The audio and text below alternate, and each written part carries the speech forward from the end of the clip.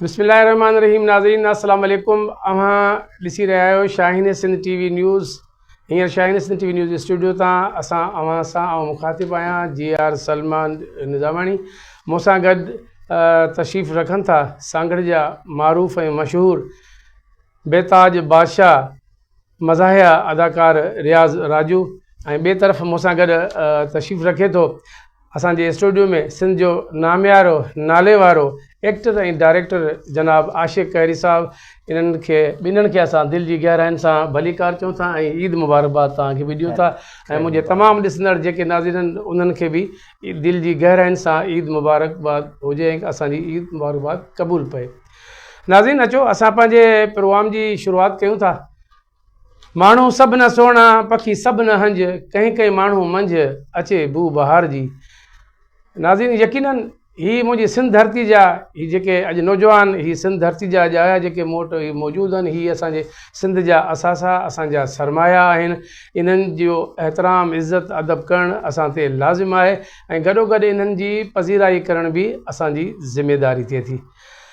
अचो पहिरियों जेको आहे सो सुवालु जेको आहे सो मां कयां थो राजू बेताज बादशाह मज़ाहिया माण्हुनि जी दिलि विंदर माण्हू ॾिसो कंहिंजी दिलि विंदराइण कंहिंखे मुस्कुराहट चहिरे में ॾियणु, केॾो उदास माण्हू वेठो हुजे केॾी परेशानी में ऐं ओॾी अहिड़े लम्हे में तव्हांजे चहिरे ते जेको मुस्कुराहट आणे यकीनन उहो कंहिं वॾी कंहिं जज़ा जो हक़दार आहे, उनखे उहो अलाह ई ॾींदो, माण्हू त कोन था ॾेई सघनि।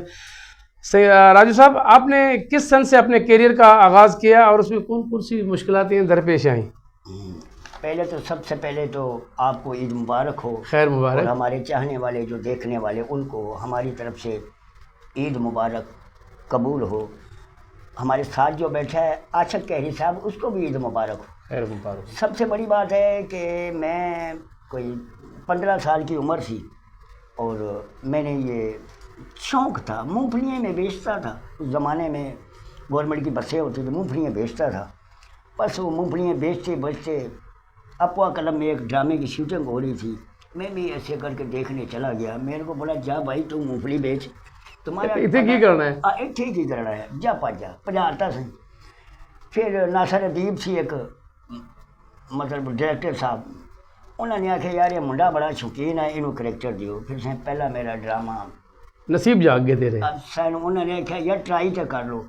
तो अफसाल का एक ड्रामा सी, ਉਹਦੇ ਵਿੱਚ ये असा मरी ना तो कल ही ना मरसा, ऐ बलूंगड़ी को लैके मरसा बस। वो बस ऐसी हुई, फिर बस ही हो गई। फिर उस ड्रामे ने मैंने इज्जत दी। और ड्रामे के बाद साईं फिर मेरा आगाज़ शुरू होया। फिर रियाज मूँगफली लिखते सन, फिर रियाज खाबर हो गया सर। वाह सही जी हाँ। नाज़रीन जी त असांजे स्टूडियो में तव्हां ॾिसी रहिया आहियो मौजूदु आहे सिंध जो नाले वारो एक्टर ऐं डायरेक्टर जनाब आशिक़ कहरी साहब। साईं अव्हां खां बि सवाल इहो साॻियो ई जेको असां हिन खां कयो आहे, तव्हां चवंदा त तव्हां पंहिंजे फ़न जो आगाज़ कॾहिं खां कयो ऐं इन में बि तव्हां यकीनन त मुश्किलातूं त जहिड़ी फील्ड में बि इंसानु वञे थो, तकलीफ़ूं परेशानियूं ॾुखायूं अचनि थियूं, तव्हां हिन फील्ड में तव्हांखे कहिड़ियूं मुश्किलातूं इन में पेश आयूं? कहिड़े सन खां तव्हां पंहिंजे हिन कम जो आगाज़ कयो? पर मां जॾहिं 7वीं क्लास में पढ़ंदो हुउसि त इहो हिकु ड्रामनि जो जॾहिं असां वटि हिकिड़ो ब्लैक एंड वाइट TV हूंदो हो, पोइ उन में ड्रामा ॾिसंदा हुआसीं त मुंहिंजी दिलि चवंदी त आउं इहो करे सघां थो। पर उन टाइम ते असीं ॿराड़ी जा ॻोठ जा माण्हू ऐं उहे फैसिलिटीज़ कोन हुयूं असां वटि, न असां वटि को शहर हो। पर स्कूल मां पढ़ी सिधो घर, पोइ उते छा कंदा हुआसीं, आउं आहियां ॿियो मुंहिंजो दोस्त आहे हाजी अली मोहम्मद, उनजो ऐं मुंहिंजो कैरियर या उन जूं ॻाल्हियूं पुछंदो सेम हूंदियूं। उहो इहो त असां ॿई पराए भतनि में काहे पवंदा हुआसीं, हरू असांजे ॻोठ जो भत आहे, कंहिं दोस्त जो आहे न आहे, खाको कंदा हुआसीं। हिन में खाका करे मज़ाक में नंढा हूंदा हुआसीं, पोइ उन्हनि में भत बि खाईंदा हुआसीं ऐं पंहिंजे ॻोठ जो को भत हूंदो हुन में हे खाका बि कंदासीं, पंहिंजो दिलि ख़ुशि थी वेंदो। पोइ जेके भत में जेकॾहिं असांखे घरां पाबंदी हूंदी, बाबो ॾाढो विढ़ंदो त यार तूं उहो को तव्हां हो न आहियो जे तव्हां इहे पराए भतनि में वञी था ॿीहर न ॾिसां। असां ते पाबंदी जॾहिं लॻी त पोइ भत वारा चवंदा यार उहे छोकिरा किथे आहिनि, अचनि न उनखां सवाइ मज़ो न पियो अचे। मिस करण लॻा जॾहिं वरी असांखे घरां उहो काज जा धणी अचनि छोकिरनि खे चओ त उहो खाका कयो कंदा, त पोइ वरी थोरी असांजी इहा पज़ीराई थियणु शुरू थी। शुरूआति थियो शुरूआति पोइ उन खां पोइ असां प्रोग्राम कराईंदासीं पंहिंजे ॻोठ में की ईद ते असांजो मरहूम मोहम्मद इसाक मंगरियो साहिबु जेको असांजो लेजेंड आहे ऐं असांजो माना उस्ताद जीअं असांखे सुञाण या जेका जागृता या जेको कुझु असांजे अंदरि आहे उहो उनजी ॾिनल आहे ऐं उहो उनजा थोरा आहिनि असां ते असांजे ॻोठ में इहो माहौल न हूंदो पढ़ियल लिखियल या छा या सुलझियल छा आहे उथण वेहण छा आहे उहो इसाक मंगरियो जी बदौलत माना असीं जेके हुआसीं पोइ उन जेको आहे असांखे हिकिड़ी भेट अधोराणी भेट ॾिनी ऐं तव्हां क्रिकेट बि खेॾो हिकिड़ो बाल को फाटल साटल असांखे खणी आणे ॾींदो पोइ क्रिकेट जी शुरूआति कई ईअं ड्रामनि में वरी नंढा नंढा के ईद ते प्रोग्राम कराईंदो जंहिंमें असां पंहिंजा खाका के ड्रामा पेश कंदा हुआसीं उन खां पोइ सर मुंहिंजो जंहिंखे चइजां हिन फील्ड जो उस्ताद अकील कुरैशी आहे जंहिं मूंखे असांजा खाका ॾिसण जे लाइ ॻोठ ईंदो चवंदो यार छोकिरा तव्हां में त वॾो टैलेंट आहे तव्हां छो नथा सांगड़ कयो अदा असांखे त सांगड़ में केरु उहो अचण बि न ॾींदो हा सर स्टेज आहे हीअ हलनि पिया असां स्टेज हिकु त ॾिठो हो जंहिंमें उस्ताद राजू वारा इहे सभु परफॉर्म कंदा हुआ दिलि त चवंदी हुई पर असांखे उहो मौक़ो न हो पर जॾहिं अकील ॾिठो चयो यार हे त तव्हां पंहिंजो पाण पिया ड्रामो कयो तव्हां ईअं कयो मुंहिंजो ड्रामो आहे हुन में तव्हां कमु कयो जॾहिं कमु कयोसीं त पोइ माशाल्लाह सुठी पज़ीराई मिली सांगड़ वारे माण्हुनि बि असांखे जाम मोहबत ॾिनी उन खां पोइ उहो उस्ताद अकील जंहिंजी ॻाल्हि थो कयां त उहो जेको आहे सो उन ड्रामा काफ़ी ड्रामा स्टेज जंहिंमें सुठी परफॉर्मेंस कईसीं ऐं सुठी मोट बि मिली उन खां पोइ टेलीविज़न जे लाइ पहिरियों जेको स्क्रीन प्ले जंहिंखे चइजे ईअं त मूं PTV ते कमु कयो पर बाज़ाब्ता हा तव्हां TV चैनल ते वॾी तइदाद में तव्हां ड्रामनि ते कमु बि कयो आहे पोइ इन्हनि में बि वधीक मज़ो तव्हांखे कहिड़े ड्रामे में आयो प्रोग्राम परफॉर्मेंस करण में हा सर कहिड़े में सर उहो आउं थोरो उस्ताद अकील जे नाले चवंदो हलंदुसि उहो उस्ताद अकील मूंखे पहिरियां हिकु पंहिंजी डायरेक्शन में हिकु प्ले हुयो हुन में मूंखे रोल ॾिनई जेको मुंहिंजे कद खां वॾो हुयो ऐं सम्झां पियो त आउं एतिरो आर्टिस्ट न आहियां जेतिरो मूंखे ॾिनो मूंखे चई त छोकिरा तूं करे वेंदे ऐं मूं उहो करे बि ॾेखारियो ऐं जिते काफ़ी सीनियर आर्टिस्ट हुयो हुननि चयो यार हिन में हीउ नओं छोकिरो नओं हुयो हू चए पियो त हिन खे फस्ट जेको आहे सो कैमरा फेस कई अथसि उन खां पोइ जॾहिं आउं डायरेक्टर जी जॾहिं मूं ते ठपो लॻो त उन जे लाइ बि अकील कुरैशी मुंहिंजे लाइ रिकमेंडेड कयो त हिकु चकर मां तोखे रिकमेंडेड कयां थो अॻिते तुंहिंजूं सलाहियतूं आहिनि सो उन हिकिड़े चैनल ते जॾहिं मूंखे उन रिकमेंड कयो सैटेलाइट चैनल ते त उन मां मूं परफॉर्म कयो त उन्हनि चैनल वारनि चयो त तूं हाणे असांजो माना मुस्तक़िल डायरेक्टर आहे उन खां पोइ जेके बि सिंध जा चैनल आहिनि माशाल्लाह हींअर सभिनी ते अल्हम्दुलिल्लाह तव्हांजी ऐं ईअं सम्झा थो त ऐं सांगड़ मां शायदि जेको तक़रीबन चैनल ते जेकॾहिं डायरेक्टर आहियां माना बाज़ाब्ता ऐं उन्हनि जो रजिस्टर तव्हां सांगड़ जो पहिरियों डायरेक्टर इहे काफ़ी आहिनि जिन्हनि सॉन्ग ठाहिनि कंहिं छा पर सांगड़ जे हवाले सां जेकॾहिं इंटरटेनमेंट जे हवाले सां ऐं पहिरियों आहियां जे हर चैनल ते तव्हां को बि चैनल जेकॾहिं सैटेलाइट असां नालो नथा वठूं को बि चैनल हुजे उन जे लाइ मूं पंहिंजूं ख़िदमतूं ॾिनियूं आहिनि ऐं पंहिंजे पाण खे उन में मञरायो आहे त मूं आउं कमु करणु ॼाणा थो अच्छा जंहिं टाइम पहिरीं दफ़ा अकील डायरेक्टर अकील साहब मोहतरम उन अवां में उहा क्वालिटी जेका ॾिठी महसूसु कई या हीअ डायरेक्टर जे लाइ बि जेको आहे तव्हांखे माना नॉमिनेशन कई हिकिड़ो मुंतख़िब करे छॾे अॻिते डायरेक्टर बि तौरु तव्हां पंहिंजो कमु बि कयो अहिड़ो को उहो किरदारु या उहो को डायलॉग का उहा अहिड़ी का शइ उहा तव्हांखे यादि आहे जी सर काफ़ी उहे पुराणा त अञा यादि न आहिनि हाल ई में मुंहिंजो ड्रामो ख़तमु थियो आहे जेको हिकु आम सम्झा थो हिकिड़ो सिंध जे माण्हुनि जे लाइ तमामु वॾो मैसेज हुयो जेको अॼु ताईं सोशल मीडिया ते ऐं पंहिंजो चैनल ते बि हलियो ऐं हालांकि उन ते कुझु पाबंदियूं बि लॻियूं त हिन ड्रामे खे थोरो इहे शयूं थोरो बंदि कयोसि इहो ॿुधाइजो असांजे नाज़रीन खे ॿुधाइजो त असां ते त का पाबंदी कोन था आणूं असां चऊं था त उहो नाज़रीन तक पहुचे ज़रूरु इस्लाही पैगाम हूंदो उनमें उन जुमिलनि में बि जुमिलनि में इहो त साम्हूं हिकु कैरेक्टर हुयो जेको वॾो नालो हुयो सभई वॾा नाले वारा आहिनि ड्रामे में हुया जेको ड्रामो हाल ई में मुंहिंजी सम्झ में हाणे शायदि रिपीट में हले पियो दोलाब जे नाले सां हलंदो हो ऐं वॾी हुन पज़ीराई हासिलु कई उनजी जी तमामु वॾी व्यूवरशिप हुई जंहिंमें मुंहिंजो हिकिड़ो किरदारु हुयो जंहिंमें साम्हूं वारा जेके कुझु माण्हू बीठा थिया त हीअ असां सिंधी कॾहिं जाॻंदासीं त उन में मुंहिंजो जेके जुमिला हुयासीं कमाल जा हुन जुमिला लिखिया त असां गैरत कयूं था पंहिंजे उन्हनि पंहिंजे भाइरनि ते त केरु घटी मां छो लंघी वियो या असां कंहिंजो पाणी 5 मिंट वहाए विया आहियूं छो आहियूं उते गैरत नथा कयूं जॾहिं असांजूं नियाणियूं जेके आहिनि 12,000 जे पोयां धिका थियूं खाइनि इहे सर मुंहिंजे ड्रामे जा डायलॉग आहिनि जेके ऐं जेॾीमहिल चवां पियो त मूंखे न पियो लॻे त आउं हिन दुनिया में आहियां मूं ते उहा तासुर हिकिड़ो अच्छा जेको वो उन अंदाज़ में जंहिं में तव्हां प्ले कयो उन अंदाज़ में डायरेक्टर जी तव्हां जी डायरेक्टर हो उनमें बि तव्हां उहे न उन में मां डायरेक्टर हुन में उन एज ए एक्टर त उन जंहिं डायरेक्टर जी निगरानी में तव्हां इहो परफॉर्मेंस कई उहो कहिड़े अंदाज़ में कई ऐं उहो अंदाज़ जेको आहे सो ॿुधणु चाहियां थो ऐं नाज़रीन मुंहिंजा ॿुधणु चाहिनि था। हा उन में हुयो त नालो हाणे यादि वली महमूद ॻाल्हि ॿुध असां भले केॾा ई गैरतमंद छो न थी वञूं पर हीअ सिंध असांखे कॾहिं बि माफ़ु न कंदी। छो त जॾहिं असांजूं नियाणियूं 12,000 जे पोयां उते ज़लील पियूं थियनि ऐं उते हिकिड़ा अटूट माण्हू शहपर वटे उन्हनि ॾे निहारीनि था उन महिल असांजी गैरत केॾां थी वञे ऐं असीं चऊं था त सिंध फतेह कंदासीं ऐं वॾो इनकलाब आणींदासीं। इहे इनकलाब कोन ईंदा आहिनि पुट। इहे सरमो जा डायलॉग हुआ पर हर कापी मूंखे यादि न आहे। ज़बरदस्त ज़बरदस्त ज़बरदस्त इन में वॾो यकीनन वॾो मैसेज आहे वॾो पैगाम आहे सम्झण वारनि लाइ त जी। मज़ाहिया फ़न जा बेताज बादशाह जी। अच्छा आपने किस डायरेक्टर की निगरानी में अपने काम शुरू किया आपने और कैसे किरदार करते थे ज़रा ये कुछ नाज़रीन को तो खुल के बताओ ना यार। तो कोई पाबंदी तो नहीं सी यार थोड़ी फिर गल करो ना यार। बिल्कुल सही गल करने वास्ते आए हैं सर बिल्कुल। ਅਸੀਂ ਤੈਨੂੰ ਬੁਲਾਇਆ ਵੇ ਲੋਕਾਂ ਨੂੰ ਹਸਾ ਯਾਰ।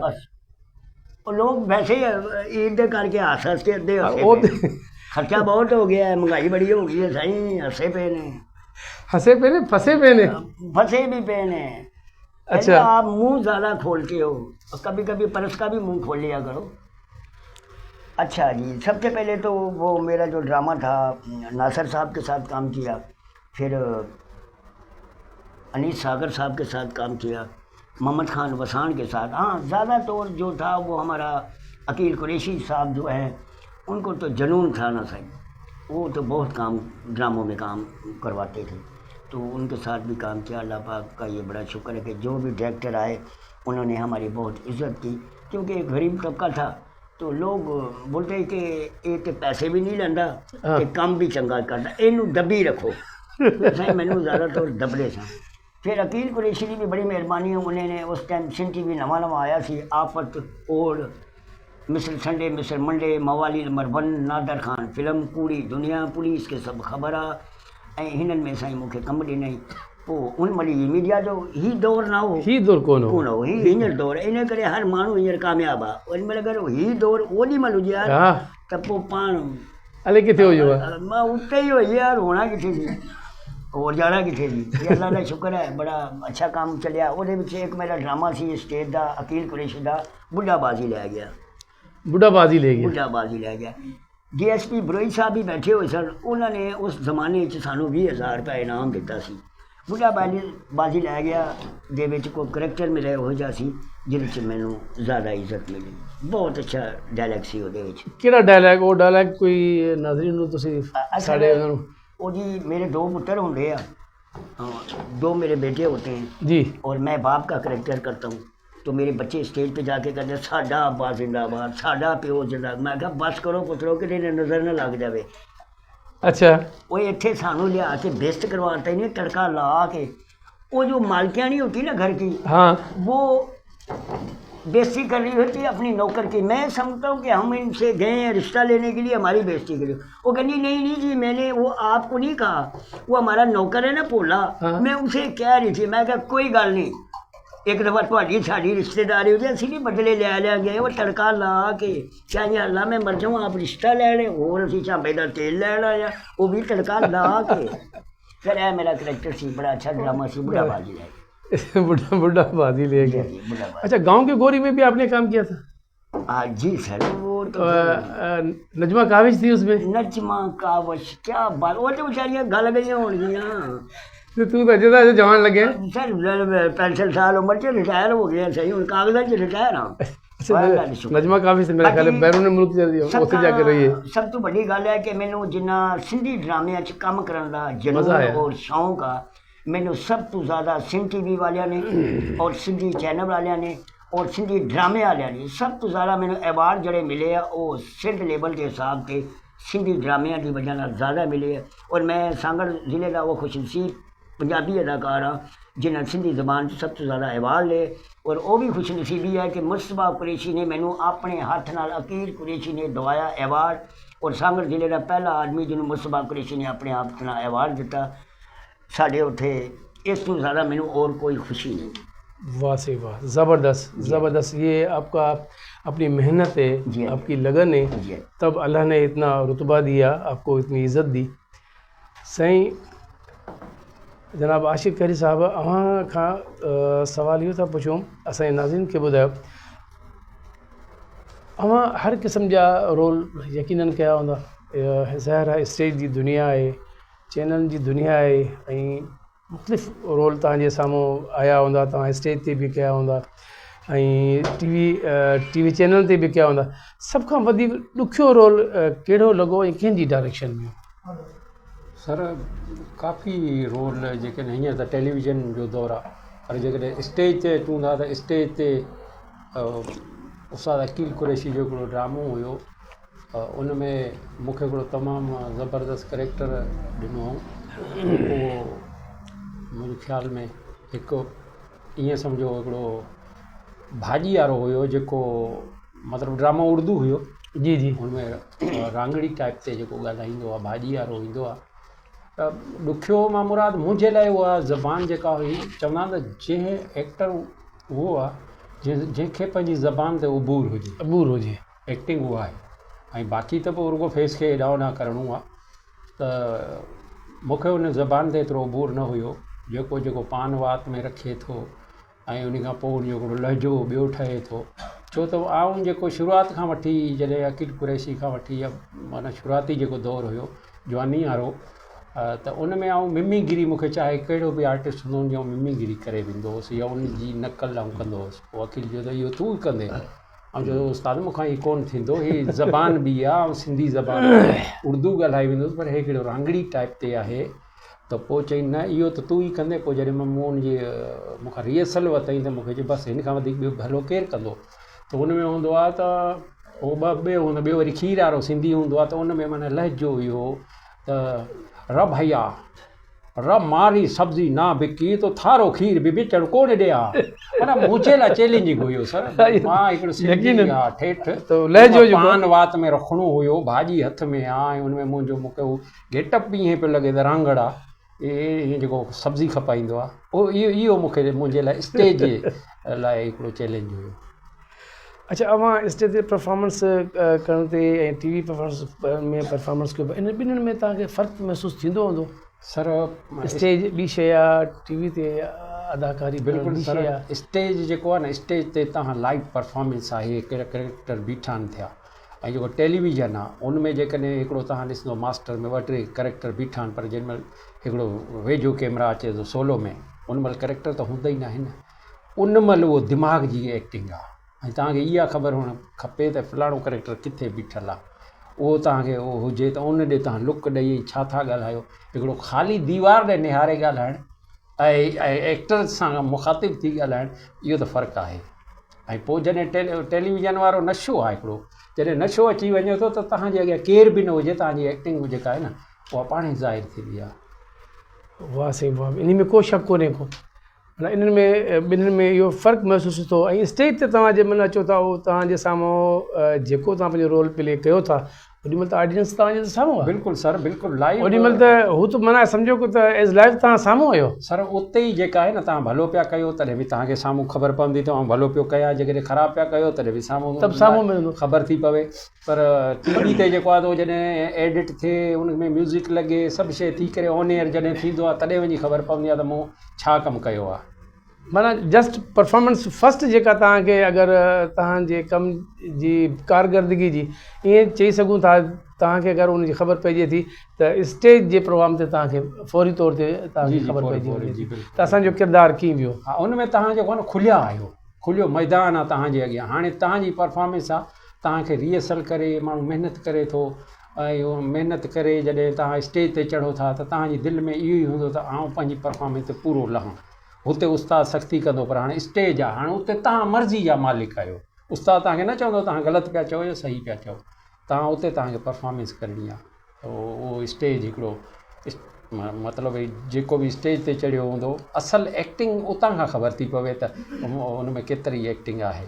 बाक़ी टेलीविज़न ते त उहो जेको असां इंसर्शन जी दुनिया आहे, तव्हां इंसर्ट आहिनि तव्हांजा उहे ख़्याल आहिनि, उहे तव्हांखे क्लोज़अप में अचनि था, परे खां अचनि था। हिकिड़ो ई सीन आहे जेको मुख़्तलिफ़ टाइमनि में रिकॉर्ड थो थिए।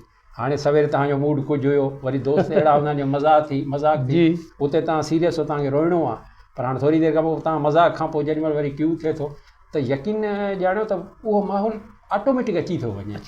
हा, शुरू में ईअं न थींदो हो, थोरो खिलंदा हुआसीं, पोइ उस्ताद थोरो उन ते जेको काफ़ी सख़्ती बि कंदा हुया त अचु पंहिंजी जॻह ते, अचु पंहिंजी जॻह ते, पंहिंजी जॻह वठि। इहा महारत इहा ई आहे न, फ़न इनखे चइबो आहे न, अदाकारी आहे फ़न इन खे चइबो आहे, जेको अंदरि जे दिलि मां जेका उहा तव्हांजी जेका बि सदा निकिरे थी आर्टिस्ट जी जहिड़े हवाले सां दिलों खां जिते जी सर आहे ॻाल्हि त उन जी बिल्कुलु सर, दिलि इहा ई ॻाल्हि आहे न, त जेॾी महिल कैमरा ऑन थिए थो, माहौल थिए थो, हीउ सीन आहे, तव्हां सीन पढ़ी वञण खां पोइ जॾहिं तव्हां सीन पंहिंजो पढ़ियो त मुंहिंजो हीउ सीन आहे, पर यकीन ॼाणो जेॾी महिल उहो कैमरा ऑन थींदो न, आऊं जेको आहियां बज़ाते ख़ुदि आऊं उन महिल मज़ो वठंदो आहियां, ऐं ड्रामो ॾिसी मज़ो न वठंदो आहे त हीउ मूं ड्रामे में ॾिसां त मुंहिंजो फ़ोटो कीअं पियो अचे, कीअं न, ऐं उन महिल कैमरा जे अॻियां पंहिंजे पाण खे उहो मज़ो वठंदो आहियां। मूं उस्तादनि काफ़ी जेके उन्हनि खां सिखियो आहे, जेके वॾा वॾा नाले वारा आहिनि, अदा असद कुरैशी जेको मूंखे पंहिंजो नंढो भाउ सम्झे थो, जंहिंजो वॾो नालो आहे, जंहिंजो आउं फैन हुयुसि, जे मूंखे माना जॾहिं उन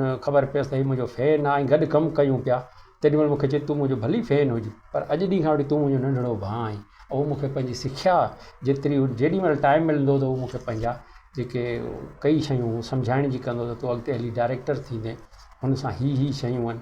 ऐं कॾहिं कॾहिं आउं मुंझी बि पवंदो आहियां पंहिंजे फील्ड में, इहा थोरी कुझु अहिड़ो थी वेंदो आहे माहौल त ऐं पहिरीं फ़ोन असद कुरैशी जे कंदो आहियां त अदा साईं हीउ मसइलो आहे, हाणे छा कयां, मूंखे चवंदो हिमत रख पुटु, ऐं उहे काफ़ी शयूं मूंखे सम्झाईंदो आहे, माना हौसला अफ़ज़ाई, बिल्कुलु वॾनि जी हौसला अफ़ज़ाई, उहो आहे असांजो ईअं सम्झो सिंध जो हीरो आहे, ऐं हिकिड़ो ईअं सम्झो असांजे जहिड़े नंढड़े एक्टरनि जो सिपह सालार आहे। माशाअल्लाह ज़बरदस्त है। अच्छा की गल सो गए जागे जी मैं एकदम काला चश्मा पा के बह गया भाई, ਤੁਹਾਨੂੰ ਕੀ ਨਜ਼ਰ ਆ ਰਿਹਾ ਹੈ? ਸੋ ਰਿਹਾ ਸੀ ਮੈਂ ਇਹਦੇ ਕੋਲੋਂ ਇੰਟਰਵਿਊ ਕਰ ਰਿਹਾ, ਮੈਨੂੰ ਪਤਾ ਹੀ ਨਹੀਂ ਕਿ ਸੋ ਗਿਆ। ਮੈਂ ਜਦੋਂ ਮੁੜ ਕੇ ਵੇਖਿਆ ਤੇਰੇ ਵਾਲੇ ਤੁਸੀਂ ਕੀ ਪਤਾ ਚਸ਼ਮਾ ਕਾਲਾ ਲਾਇਆ, ਤੁਹਾਡੀ ਮਰਜ਼ੀ ਹੈ ਚਸ਼ਮਾ ਲਾ के ਤੁਸੀਂ कुर्सियां वो जी रखने वैसे नहीं लगाने। अच्छा आपसे मेरा सवाल ये जी कि एक्टर होने के लिए इंसान में किस चीज़ का होना ज़रूरी है? देख मैं एक्टर तो नहीं बन सकता ना, मैं एंकर हूँ। अच्छा असल भाईजान एक्टर और अदाकार फनकार ये जो भी चीज़ है, अदाकार और चीज़ है, हाँ एक्टर और चीज़ है, जोकर और चीज़ है। ये तीसरा आ गया जोकर। जोकर इसके लिए जोकर पता कौन होता है? हाँ जो मैक पे खड़ा होकर दुनिया को हंसाता है वो है जोकर। जो कैमरे के सामने हर रूप के अंदर अदाकारी करता है वो है अदाकार। अदाकार को जो भी कैरेक्टर, अब देखो रंगीला जो था अदाकार था, अली एजाज अदाकार था, मनोहर शरीफ अदाकार था। क्यों थे? मशकरे, लेकिन उन्होंने बाप का भी कैरेक्टर किया है, उन्होंने मशकरी भी की है, उन्होंने दुनिया के बैनर कामे, नहीं तो फिर रंगीला से भुखे मर जाता। नन्ना भी सी, नन्ना भी नन्ने वर्गी तो उन्हें तो पछाड़ी जे अपने आप को गोली मार ली कि भाई मैनू मनो, उन्हें कहा भाई मन्ने है पर नाजली नहीं मन्नी, उन्हें आगे फिर नहीं मनते तो फिर मैं आप ही मना लेना। तो सही वो अदाकार हो गई। जोकर और अदाकार से बड़ा फ़र्क है। काफ़ी सारे सिंधी इतने इतने प्यारे अदाकार हैं, निसार शाह, बिलावल खोखर, नसरीन नाज, मासी खैरा, ये सिंध के।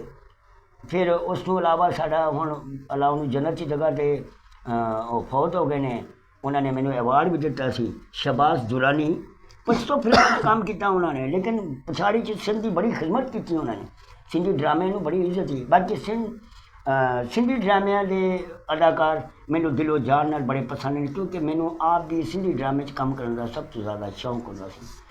कि अज अल्लाह का शुक्र है मैनू जो पसंद कर दी है, जो भी इज्जत मिली वो सिंधी ज़बान से सब तो ज़्यादा मिली। मां सिंध के दोस्तन जो बड़ो शुक्रगुज़ार आहिनि जिन मूंखे पसंद कयो।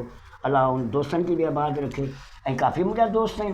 अच्छा भला तव्हां इहो ॿुधायो फ़र्ज़ु कयो तव्हां इहो मज़ाहिया फ़नकारी अदाकार न हुजो आहे हाँ। इहा वॾी फ़नकारी आहे मज़ाहिया बि आहे हाँ।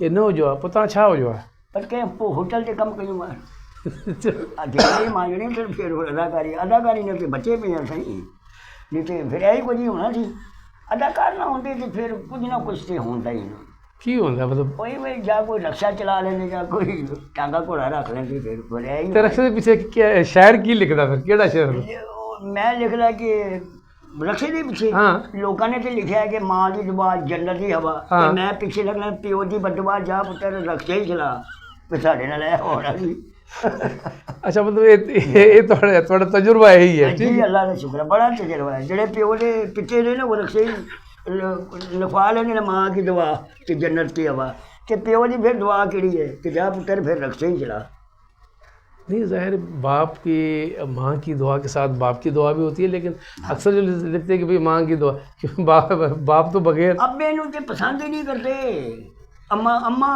बाबा मुझी बेइज्जती गई है वो अम्मा लड़ पैंदी सी हुण अब्बे की बेइज्जती करे कौन वो फिर अगे सदर नूं कर देंगे कि जाओ भाई अब बाबा मुझी बेइज्जती गई है मेरा ते हाल है सही अवां फ़नकार ऐं अदाकार इन्हनि में फ़र्क़ु त आहे यकीनन वॾो फ़र्क़ु आहे अच्छा को इन में को नओं जॾहिं को अदाकार अचणु चाहे थो त उनमें उनखे कहिड़ियूं उनमें ख़ासियतूं हुअणु खपनि उनमें ख़ूबियूं हुअणु खपनि त उहो हिकु सुठो फ़नकार जेको अदाकार थिए उनमें कहिड़ियूं शयूं हुजणु खपनि अदाकार लाइ अॼुकल्ह जे दौर में हीअं त जेको मोबाइल खयो पियो अॼुकल्ह सभु अदाकार थिया वेठा अदाकार टिकटॉक ते पंहिंजो हिकिड़ो शौक़ु पूरो कनि पिया पर एक्टर जे लाइ जेकॾहिं नौजवान जेको अचे थो त पहिरियों नंबर त हू पढ़ियलु लिखियलु हुजे हू पे तालीम ज़रूरी आहे ॾिसो न ग़ैर पढ़ियल लिखियल बि एक्टर आहिनि पर उन्हनि उहे अॻिते हली उहे शयूं अचीव नथा करे सघनि जेके हिकिड़ो पढ़ियलु लिखियलु छोकिरो करे सघे थो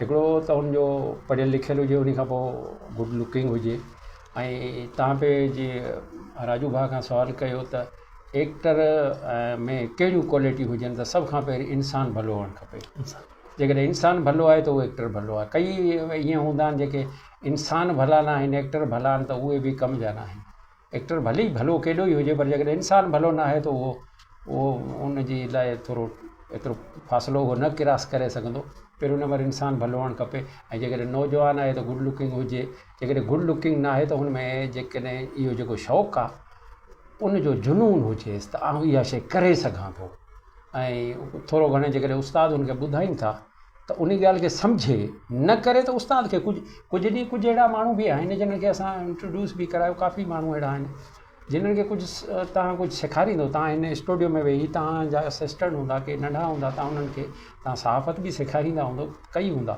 अॻिते हली कुझु ईअं था थियनि त तव्हांखे ई चवंदा उस्ताद खे त कुझु ई नथो अचे जी जी इहो आहे उस्ताद खे कुझु ई नथो अचे हाणे उस्ताद खे कहिड़ी ख़बर अॼुकल्ह जे दौर में उस्ताद ओल्ड दौर थो सोचे पर उन महिल जेका आहे न उहो उस्ताद जेको हूंदो न वॾी तकलीफ़ मां गुज़रे थो थींदी पर उहा सर उन शागिर्द खे अॻिते हली उहा ख़बर पवंदी उस्ताद छा हो उस्ताद जीअं करे त अॼु उहो उन मक़ाम ते आहे जी मुंहिंजो सर शागिर्द हिकिड़ो ई असांजी सांगड़ जो जेको पंहिंजो पहिरियों त उहो मुंहिंजो जेको बैकग्राउंड हुयो सो ज़मीनदारी सां हुयो ऐं उनखां पोइ कुकुड़ वेड़ाईंदो हुयो पर मूं हुनखे हिन फील्ड में आंदो जेको मुंहिंजी तमामु घणी इज़त कंदो आहे मुंहिंजो नंढो भाउ बि उनखे चई सघो था मेराज मीर निज़ामाणी हा उहो जेको आहे जेकॾहिं उनखे अॼु सिंध सुञाणे थी त उहो मूंखे पंहिंजो उस्ताद मञे थो ऐं मूं उनखे सम्झो त हिनखे आंदो हिन फील्ड में त हुनखे पाण खे ई यकीन में त उस्ताद करे वेंदुसि मूं चयो बाबा तूं करे वेंदो तोमें उहे घटि आहिनि ही टिकटॉक ठाहींदो हिन में हुया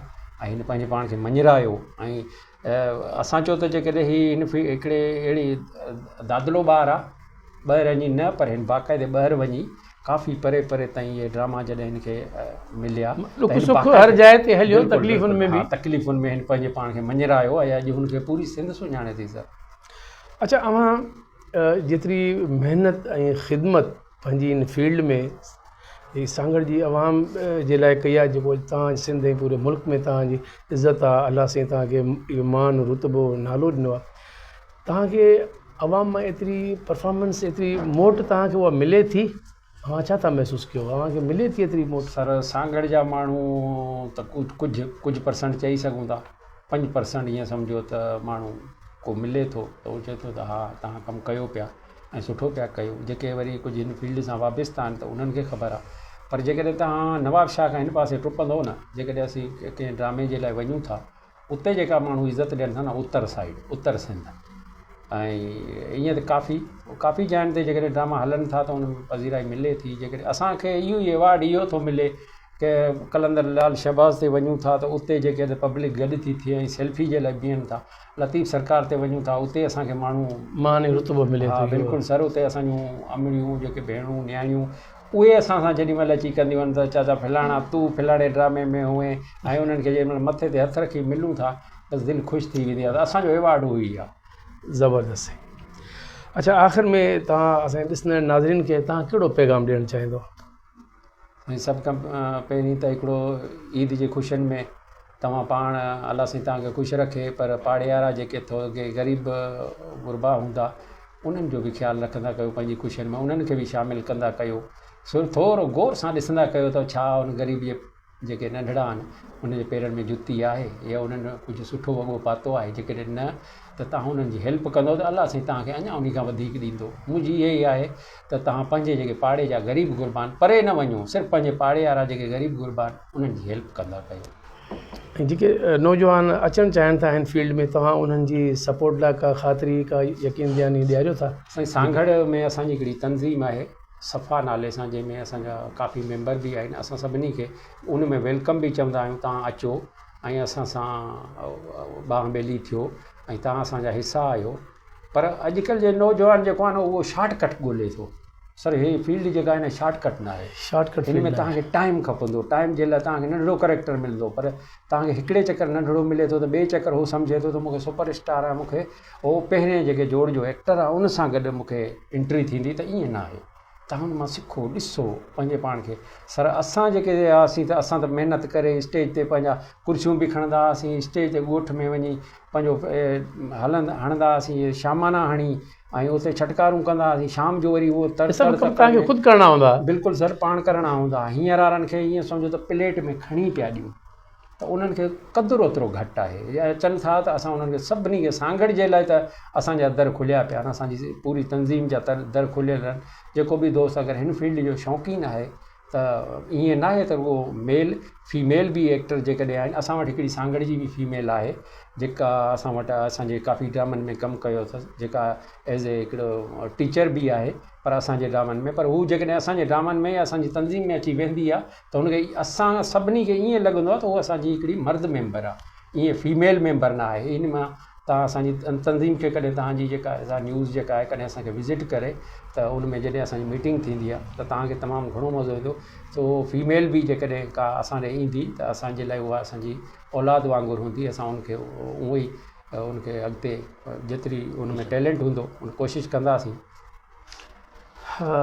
राजू, अच्छा जाग रही हो, की गल है? मैंने इंज लग रहा है मैं जदों वेखदा तू ये सोता ही पिया है। सुता नहीं हां, मैंने इंज क्यों लग रहा है कि तू सोता ही पिया है? नहीं सर, मैं इस तरह ना कर यार, मेरा प्रोग्राम चल रहा है, प्रोग्राम चल रहा है यार। अल्लाह दे वलियो दरवेशो प्रोग्राम ते बैठे हो तुसी, प्यारियां गल्लां कर रहे ने। अच्छा तुसी वो तवज्जो नाल सुन रहे सी? साईं दिल नाल, साईं आशिक कैरी नु कौन नहीं सुनदा? अली मोहम्मद आशिक कैरी, इन्हां ने असल ना आशिक कैरी ते अली मोहम्मद साहब ने असल केटिन च इज्जत दवाई है ना दोवां ने। वाह वाह, जबरदस्त जबरदस्त। बड़े चैनल ते नहीं सर, चले आज को गाल नहीं सर। जबरदस्त, काफी इन्हां दे ड्रामे। अली मोहम्मद एक बड़ा नाम है, बहुत अच्छा किरदार है, एक बहुत बड़ा सांगड़ की जान पहचान है, इसमें कोई शक नहीं। बड़ा अच्छा करैक्टर दिया है इन्होंने। अच्छा, क्योंकि सांगड़ की आवाम में आपको कोई पजीराई मिलती है? आप क्या समझते? जैसे मैं कहना कि असी ईद दे चंद वांगू सानू इज्जत देंदे नहीं। वाह वाह, थोड़ा थोड़ा चंद वेखिया, बाकी रह गया कटाउन दे ओले ते साईं ये ते अल्लाह दे शुक्र है। सर सांगड़ दी आवाम बेहतरीन, सब तो ज़्यादा सिंध लेवल के हिसाब से अगर मैं आशिक कैरी दी गोल चला सब नहीं अदाकार आया है ज़्यादा करते हैं। ए दरम्यान चला जा, मतलब सिंध लेवल के हिसाब से जोड़े सिंधी लोग ने वो मैनू सब तो ज़्यादा इज्जत देते हैं, उन्होंने पहचान। बाकी तो अल्लाह अल्लाह तो खैर सही है। अच्छा, आखिर से आवाम ने तू की पैगाम देगा? पैगाम ये कि खुश रहो, आबाद रहो अपने खर्च से। क्यों अपने जमाम से ये कि अल्लाह करे ता सदाई आबाद जो खुश रहो। अगर असा का गलती थी हुए अल्फाजन में का असा का को अड़ी भी का गाल निकली हुए तो बराए मेहरबानी पंहिंजे शहर जो रियाज़ राजू खे मुस्किन खे माफ़ु करे छॾिजो ऐं इंशाअल्लाह ताला जी ज़िंदगी रही त वरी ॿिए लाइ वरी तव्हां सां इन चैनल ते वरी बि मुलाक़ातूं थींदियूं जी जी बिल्कुलु इंशाअल्लाह ताला ऐं तव्हां ख़ुशि रहो आबाद हुजो असांजी दुआ आहे कि अल्लाह करे असांजी बि दुआ आहे असां बि ॿिन्हिनि जो ऐं आभारी आहियां तहे दिलि सां ॿिन्हिनि आयल मुंहिंजे महिमाननि जो रियाज़ राजू ऐं जेको आहे सो असांजो हिदायतकार आशिक़ हैरी साहिबु सॼी तव्हांजो बि मां बेहदि शुक्रगुज़ार आहियां तव्हां पंहिंजो क़ीमती लम्हो पंहिंजो टाइम ॾेई असांजे स्टूडियो में आयो हीअ मसरूफ़ियत जी दुनिया आहे हीअ एॾी टेक्नोलॉजी फास्ट दुनिया हले पई अॼुकल्ह सच पुछो त वक़्तु कंहिं वटि कोन्हे जंहिंखां पुछे चवंदो मां हेॾे आहियां मां हेॾे आहियां मां हिन कम में बिज़ी आहियां हिन में मसरूफ़ आहियां पर वक़्तु कढी पंहिंजी फील्ड लाइ जेको अचे थो यकीनन उहे मुख़लिस ऐं सचा इंसान आहिनि ऐं उहे वफ़ादार इंसान आहिनि उन्हनि जी ॿुधी तव्हांखे कीअं लॻी हूंदी असांखे बैकफीड जेको आहे ज़रूरु ॾिजो पंहिंजे मेज़बान GR सलमान खे इजाज़त ॾींदा मिलंदासीं ॿिए प्रोग्राम में अल्लाह हाफ़िज़